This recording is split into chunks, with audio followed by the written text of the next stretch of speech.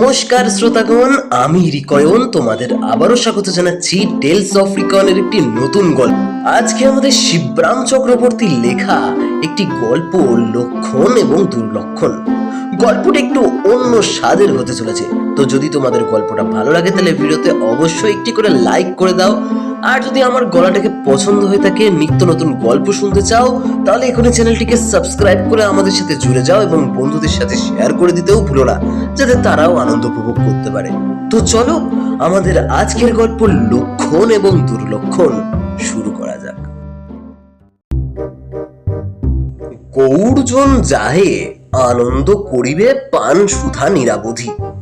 এই গৌর যে শুধু মাইকেলের কবিতাতেই জায়গা পেয়েছে তাই নয়, গৌর বলে একটা জায়গাও আছে আবার মালদহ জেলায় জায়গাটা।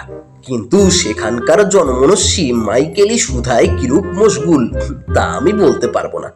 তবে সেখানে সেই গৌড়ের কাছাকাছি রামকেলির মেলা বসে বছরে একবার করে। কাকার সঙ্গে ছোটবেলায় একবার সেই মেলায় গেছিলাম। কাকা বললেন, যখন মেলাতেই এলাম তখন এই ফাঁকে গৌড়টাও দেখে নেওয়া যাক। গৌড় বাংলার গৌরব, বাঙালির অতীত ইতিহাসের এক পৃষ্ঠা, তার সংস্কৃতির গোড়াকার। যদিও সেই অতীত হাসির কিছুই আর এখন নেই, তার সমস্তই ইতি এখন ধ্বংসাবশেষ। দৌড়ালাম কাকার সঙ্গে গৌড় দেখতে। ধ্বংসাবশেষ দেখতে আমার খুব ভালো লাগে। দিন কয়েক আগে কাকার দামি সোনার ঘড়িটার কি যেন নাম, মেকবের না কি যেন, তার ধ্বংসাবশেষ দেখেছি। দুঃখের বিষয়, ঘড়িটা নিজের থেকেই ধ্বংসাবশেষ হয়েছিল না, আমাকেই করে দেখতে হলো। আর কাকাও ধ্বংসাবশেষের বেশ ভক্ত। ঘড়ির হাল দেখে তিনি আমাকেই ধ্বংস করতে চেয়েছিলেন। কাকিমা বাধা না দিলে তখনই কিছু একটা হয়ে যেত, কেননা ধ্বংস হলে তারপরে আর দেখবার মতো কিছুই নাকি আমার অবশেষ থাকতো না। তাই কাকিমা বাধা দিলেন। গুড়ের মতোই আর কি, ধ্বংস করলে আর কিছুই তার অবশেষ থাকে না। যা একখানা লঘুর নিয়ে তেড়ে এসেছিলেন কাকা। কিন্তু গুড়ের না থাকলেও গৌড়ের ছিল। আমরা তাই দেখতে গেলাম। মেলার থেকে বেশ খানিকটা দূর, সেখানেও মেলা না মনীষীর। মেলাই জঙ্গল, বাঘ ভাল্লুকও হয়তো মিলতে পারে মনে হলো। দয়া করে এসে মেলেন যদি, সেও একরকমের মেলাই তো বলতে হবে। কাকার কথা বলতে পারি না, তবে ও ধরনের মেলামেশা মোটেই আমার পছন্দ নয়। ভালুক জানে বাঁচতে ভালো, আর তারা এসে কানে কানে কথা কয়, সে কথাও জানা আছে। কানাকানি করে অনেক সদুপদেশ দিয়ে থাকে। কথা মালায় পড়া আমার, কিন্তু তা হলেও তাদের ভালোবাসার আমি ধার ধারিনি। আর বাঘ, বাঘকে আমি তত ভয় করি না। বাঘ এলে আর বাঘে পেলে আমায় ফেলে কাকাকেই খাতির করবে। কাকা বাবুর গায়ে যা, বাঘটা যদি নেহাত গরু না হয়, চর্বিত চবরতনের অমন সুযোগ সে ছাড়বে না নিশ্চয়ই। যাক, ধ্বংসাবশেষের কাছে গিয়ে পৌঁছতেই সন্ধে হয়ে গেল। ফাঁকা আকাশে বাঁকা চাঁদ দেখা দিলেন। কাকা বললেন, এতটা এসে না দেখেই ফিরে যাব, তুই কি বলিস? আমি কিছু বলি না। গাছপালার মগডালে লম্বা পা ঝুলিয়ে কেউ বসে আছেন কিনা এদিক ওদিক তাকিয়ে দেখি। নিশ্চয়ই এখানে কোনো লোক আছে যে সবে দেখাশোনা করে। কেউ দেখতে এলে দেখায় টাকায়। আয়, তাকে আগে খুঁজে বের করি। বিপুল ধ্বংসস্তূপের ভেতর দিয়ে আমরা এগুলাম। যে যুগের পাথরের বাড়ি কিংবা কেল্লাই হবে, কালের অত্যাচারে ভেঙে চুরে এখানে সেখানে স্তূপান্তর। পেল্লায় চেহারার এক একটা থাম। কাকা থাম, আমি কাকাকে বললাম। থাম বল, থামুন। স্কুলে লেখাপড়া শিখে এই বিদ্যে হচ্ছে, এই সভ্যতা শিখেছ? হ্যাঁ, কাকাকে বলা হচ্ছে থাম বটে। আমি কুকুরে গিয়ে বলি, না। আর কিছু বলি না, থামেদের দেখাই। ও স্তম্ভ, ওর নাম স্তম্ভ। আমি স্তম্ভিত হয়ে দেখি এক একটার গুড়ি এমনি চওড়া যে শিবপুর বোটানিক্যালের বুড়ো বট কোথায় লাগে। কাকা বললেন, যখন আস্ত ছিল, খাড়া ছিল ওগুলো, তখন ওদের আশপাশ তলা সমান ছিল, বুঝলি? এই যা হৃষ্টপুষ্ট ছিল যে কোথাও সরু মোটা ছিল না, গুড়ি ভুড়ি মুড়ি সব একাকার। আমার এ কাকার মতোই ছিল নাকি বুঝতে পারি বেশ। ঘুরতে ঘুরতে আমরা একটা চত্বরের ধারে এসে পড়লাম। তার একদিকে কয়েকটা পাথরের ধাপ, হয়তো একদা তা সোপান শ্রেণী ছিল। কাকা জানালেন এখন ধ্বংসাবশেষ হয়ে তার ধাপ পা দিচ্ছে। তারই একটা ধাপে পা দিয়ে কাকা বললেন, না, কেল্লাটার জেল্লা ছিল এককালে, বলতে হবে। ধাপগুলো একটা ঘরের দিকে গেছিল। আমরাও ধাপে ধাপে সেই দিকে এগোলাম। ঘরটার ভিতরে গিয়ে পড়লাম। কিরকম একটা ভ্যাপসা গন্ধ চারধারে, কেমন যেন গা ছমছম করে। ঘরের মধ্যে চাঁদের আলো ছড়িয়ে পড়েছিল। ঘরের মাথায় ছাদ ছিল না। আমরা গড় খাই পেরিয়ে এলাম, বুঝলি? মনে হচ্ছে এটা দুর্গের ঘন্টা ঘর। গড় খাই কি কাকা, কোনো কিছু খাবার জিনিস? কাকা সে কথা কানে তোলে। খালি তোর খাই খাই, কোথায় এসেছিস দেখ। ঘন্টা ঘরে এসেছি মনে পড়ে, কিন্তু খাবার নামে ঘন্টা। সেই ঘরটা পেরিয়ে আরেকটা, ওর চেয়ে লম্বা চওড়া ঘরে গিয়ে পড়লাম। তারও মাথায় আকাশ। ঘরটার একধারে একটা পাথরের সিংহাসন, তার 3 ভাগ গড় হাজির। কাকা বললেন সিংহাসন, কিন্তু আমার মনে হলো পাথরের ঢিপি। সিংহ কি আসন তার কিচ্ছু ছিল না, তবে তার পিঠের দিকটা বেশ উঁচু আর নকশা করা।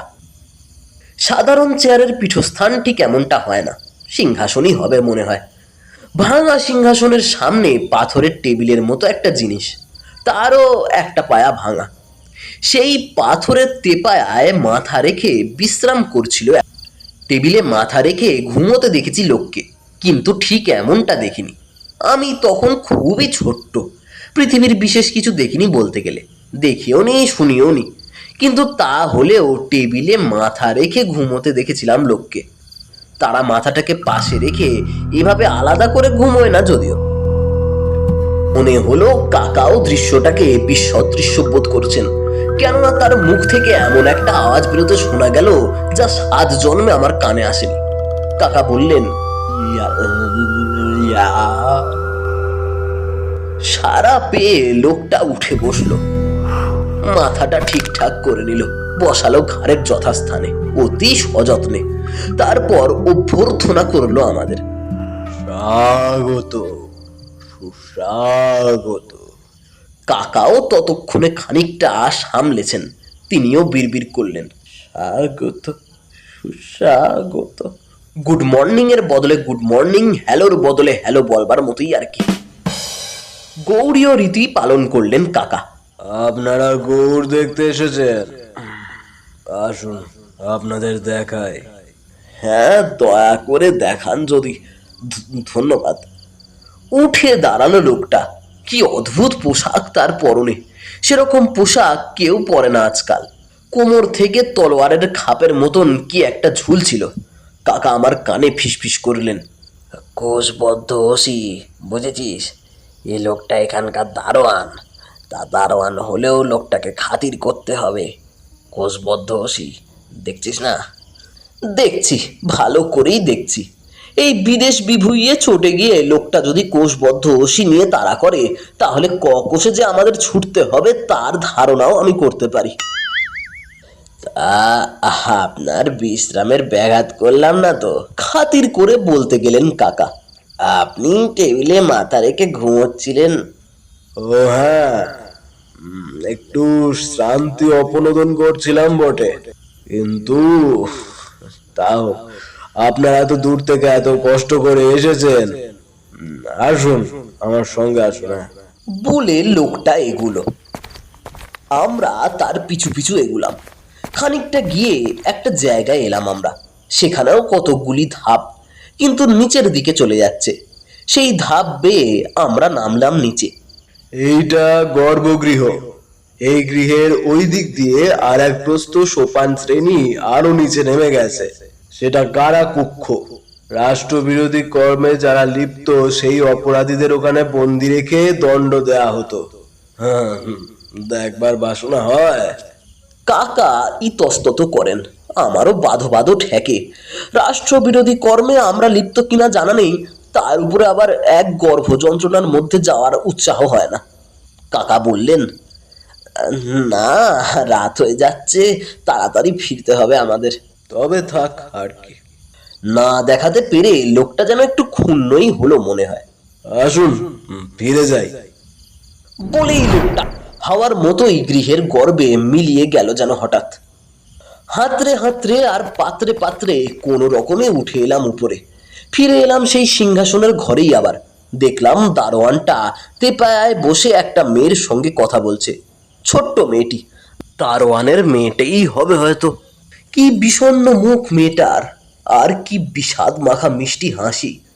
দারোয়ান আমাদের দেখে মেয়েটিকে বলল, সুলক্ষণা, যাও অতিথিদের জন্য কিছু আহার্য নিয়ে এসো। মেয়েটি আমাদের দিকে এগিয়ে এলো। আমরা দাঁড়িয়েছিলাম দরজার মুখটায়। সরে দাঁড়াতে যাব, কিন্তু তার দরকার হলো না। সে আমাদের দেহ ভেদ করে চলে গেল। যেমন করে কাঁচের ভিতর দিয়ে সূর্যের আলো গুলে যায়, অনেকটা সেই রকম। কেমন যেন রোমাঞ্চ হলো আমার। সে এক অদ্ভুত অভিজ্ঞতা আমার জীবনে। মেয়েটা নেমে গেল সেই গর্ভগৃহের গহ্বরে। ওই মেয়েটি বুঝি এখানে থাকে? কাকা শুধলেন। ও ও সুলক্ষণা, আমার পালিত কন্যা। আমার এই রাজধানীর নাম লক্ষণাবতী। ওর নামেই কিনা। তবে যে শুনলাম এটা গৌড়, আমার মুখ ফসকে বেরিয়ে যায়। সমগ্র দেশটাই তো গৌড়। লোকটা ভ্রুক্ষেপ করলো আমার দিকে। গৌড়বঙ্গ, আর তার রাজধানী আমারই লক্ষণাবতী। শোনো, বলি তোমার ইতিহাস। বলে তিনি এক লম্বা ফিরিস্তি শুরু করলেন, যার কিছুটা আমার পাঠ্য বইয়ে পড়া, কিছুটা মনে হলো সিলেবাসের বাইরে। আর এরপর এলো বখতিয়ার খিলজি। বলে বক্তৃতার মাঝখানে তিনি থামলেন, থেমে একটা দীর্ঘ নিঃশ্বাস ফেললেন। তারপর কি যে হলো, সব কেমন গুলিয়ে গেল, সমস্তই তো নষ্ট হয়ে গেল। আর তারপর থেকেই আমার মাথা ঠিক নেই। বলে মাথাটাকে তিনি ঠিক করে ঘাড়ের ওপর বসালেন। এই এই মাথা নিয়ে আমার যত মুশকিল, একটুতেই সব কেমন গোলমাল হয়ে যায়, মাথা ঠিক রাখতে পারি না। ডাক্তার দেখান না কেন? আমি বললাম। ডাক্তার? ডাক্তার আবার কি পদার্থ? অবাক, তারা অপদার্থ, কিন্তু তারা আপনার ওষুধ দিতে পারে মাথার, জবাব দিলেন। যারা ভীষণ বৈদ্যশাস্ত্রী? না না না না, তাদের কর্ম নয়, ডাক্তার নয়, ভাস্কর। ভাস্করের দরকার, উত্তম এক ভাস্কর। কেবল সেই পারে আমার মাথা। এই দুর্গে ঢুকতেই তরুণের মুখে তোমরা দেখনি আমার প্রস্তর মূর্তি? কই না তো, কাকা জানালেন। ফেরবার সময় লক্ষ্য করব। হ্যাঁ, লক্ষণাবতীর শ্রেষ্ঠ ভাস্করের খোদিত, যাও দেখো গে। দুঃখের বিষয়, লোকটা এখন বেঁচে নেই। আর সে এখানে থাকলে আর কথাই ছিল না। যাক, তা ভেবে আর কি হবে। আর একটা দীর্ঘ নিঃশ্বাস পড়লো তার। ফেরার জন্য আমরা তৈরি হচ্ছিলাম, সুলক্ষণার খাবার আনার কোনো লক্ষণ না দেখে। এমন সময় হাত বাড়ালো দারোয়ানটা। দাও, টাকা দাও। কাকা পিছিয়ে গেলেন 5 হাত। হ্যাঁ, কেন? টাকা কিসের? রাজকর না দিয়েই চলে যাবে, সে কি হয়? যা ছিল কাকার পকেটে ঝেড়ে মুছে দিতে হলো বাধ্য হয়ে। কাকা একটু গড়িমসি করছিলেন দিতে। আমি কোষবদ্ধ সেটা কাকাকে দেখালাম, আমাকেই দেখাতে হলো এবার। কাকার উল্লিখিত গরখাই পেরিয়ে আমরা বেরিয়ে এলাম। বাইরে এসে হাঁফ ছাড়লাম শেষটায়। সামনেই এবার দেখতে পেলাম মূর্তিটা। আসার সময় নজর করিনি। ওই দারোয়ানটার মতোই চেহারা, কোষবদ্ধ অসি, তেমন পোশাক আশাক। খালি মাথাটা নেই ঘাড়ের উপর, সেটা রয়েছে পায়ের কাছে। আর তার পাদপিঠে লেখা দেবনগরীতে মহারাজ শ্রী শ্রী লক্ষণ সেন। কাকা থমকে থাকলেন খানিক, তারপর বললেন, রাম রাম, লক্ষণ নয়, দুর্লক্ষণে সব। চলে আয় হতভাগা, দাঁড়াস নে আর। হন হন করে তিনি পা চালালেন।